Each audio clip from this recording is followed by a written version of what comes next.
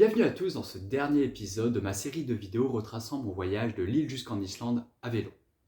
Alors dans ce 8e épisode, on va revenir à la fin du mois d'août pour aller découvrir une partie du nord de l'Islande. Avant, si vous ne l'avez pas déjà fait, vous pouvez cliquer quelque part là-haut pour aller découvrir mes vidéos précédentes, notamment la dernière vidéo où je traverse du sud au nord l'Islande par la mythique piste F35. Sinon, je vous dis bonne vidéo, c'est parti, générique. Ça c'est moi, Victor, passionné de voyage, d'aventure, adepte du slow travel. Après avoir traversé en 2021 l'Europe à vélo, de Lille jusqu'à Antalya en Turquie, j'ai décidé cette année de rembarquer sur ma bicyclette pour aller découvrir l'Islande. Dans le dernier épisode, je quittais la mythique piste F35 pour rejoindre le nord de l'Islande. Bon, je suis quand même content, je vais retrouver enfin du bitume. Parce que j'en ai marre d'être secoué dans tous les sens. Et je suis trop content, j'ai réussi à le faire. Et oui, j'ai bien galéré sur ces routes tout-terrain.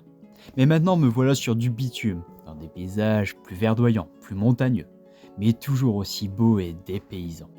Je décide donc de m'engager dans la péninsule de Trolla-Sagi, ou plus simplement la péninsule des Trolls. Ici, je croise un peu plus de villages qui me semblent tellement mortels, mais avec des maisons tout de même bien colorées qui font tout leur charme. Dans la ville de Hofsós, je profite des célèbres piscines islandaises, extérieures avec une vue incroyable.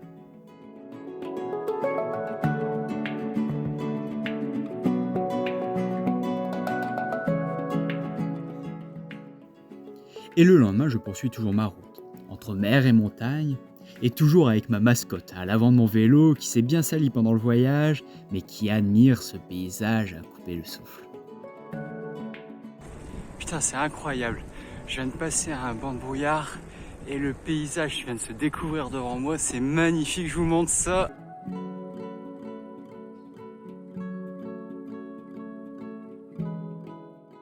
Cette route, c'est un peu les montagnes russes.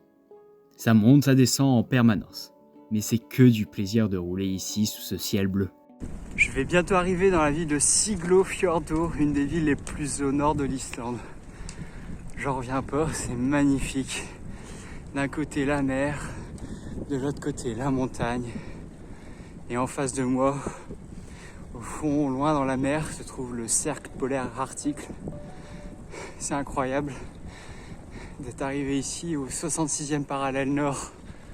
Je vous laisse voir ça.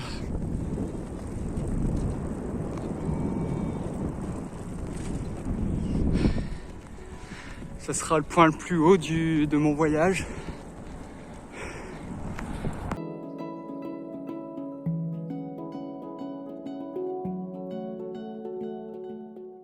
Le village de Siglofjordur, ancien village de pêche de harengs, a beaucoup de charme. Certainement un des plus beaux villages d'Islande. En tout cas, pour moi, c'est un petit coup de cœur. Allez, encore quelques kilomètres pour aller poser ma tente dans le village suivant, Ólafsfjörður, accessible seulement par ces micro-tunnels où les camions peinent à passer, et qui me font terriblement peur à vélo. Le jour suivant, je reprends la route vers Akureyri, la deuxième plus grande ville du pays. Je quitte donc l'océan, et je sors petit à petit de cette péninsule. J'apprécie de voir les montagnes encore enneigées, les cascades qui tombent directement dans la mer, et ces maisons qui me semblent si isolées.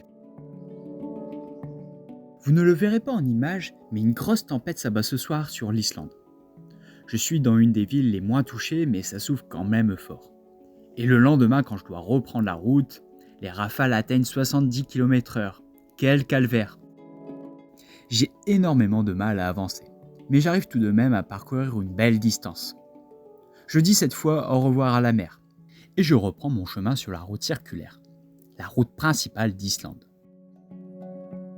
Je fais une pause devant une cascade, fort touristique, Godafoss, bien moins impressionnante que Gullfoss, vue dans la vidéo précédente. Je dors un peu plus loin, et j'arrive le lendemain à Mývatn, un endroit très touristique également. On retrouve un paysage très contrastant, à la fois verdoyant autour du lac avec des cratères recouverts d'herbes, alors qu'à côté se trouvent d'immenses cratères, tout noirs, sans végétation.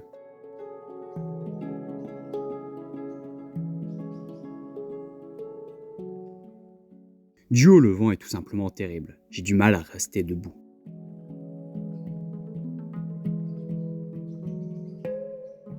Après une nuit passée sur place, je découvre d'autres merveilles de ce lieu. Une montagne marron clair, des fumerolles.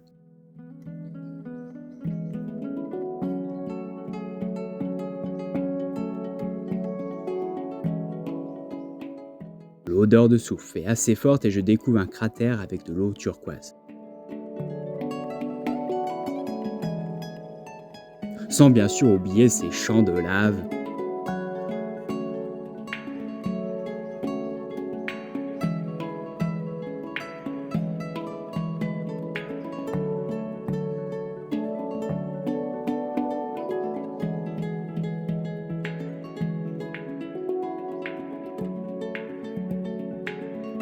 Allez, j'ai encore de la route et plus beaucoup de jours, alors il faut repartir. La boucle est bientôt bouclée. Il me reste 2 jours avant d'arriver au port de Setiflodio, là où je vais reprendre le ferry pour revenir sur le continent. Je suis en train de rouler dans un paysage une nouvelle fois désertique, j'adore ça. J'adore ces endroits, surtout quand le ciel est bleu. Le vent est plutôt favorable. Je vous montre ça.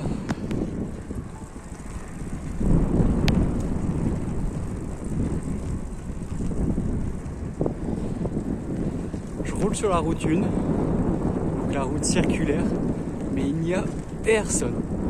Je prends de temps en temps une voiture, mais c'est plutôt génial pour moi de rouler ici. Au soir, j'arrive à Modrudalur, considérée comme la ferme la plus isolée et la plus haute d'Islande. Le soleil illumine parfaitement les maisons en tourbe et je me couche face à une des plus belles vues de mon voyage.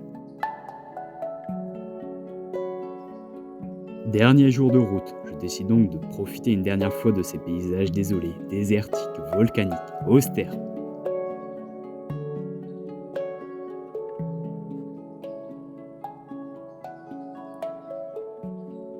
Je fais une dernière fois du tout-terrain avant de rejoindre Egilsstadir pour une dernière nuit en Islande.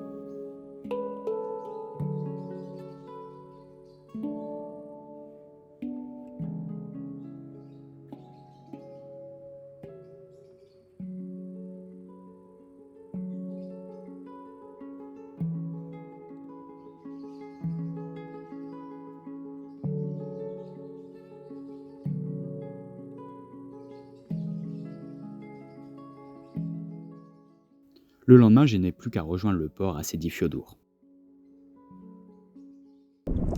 Ça y est, c'est fini l'Islande pour moi. Je viens de passer mon dernier col, là, à 650 mètres d'altitude.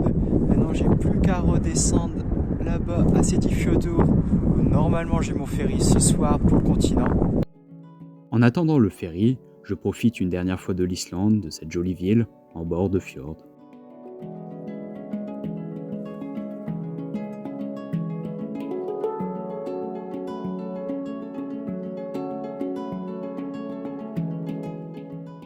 Au revoir l'Islande et peut-être à bientôt.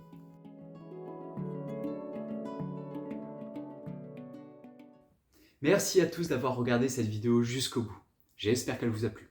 Si c'est le cas, n'hésitez pas à mettre un petit pouce en l'air. N'oubliez pas également de vous abonner pour ne pas rater le prochain voyage.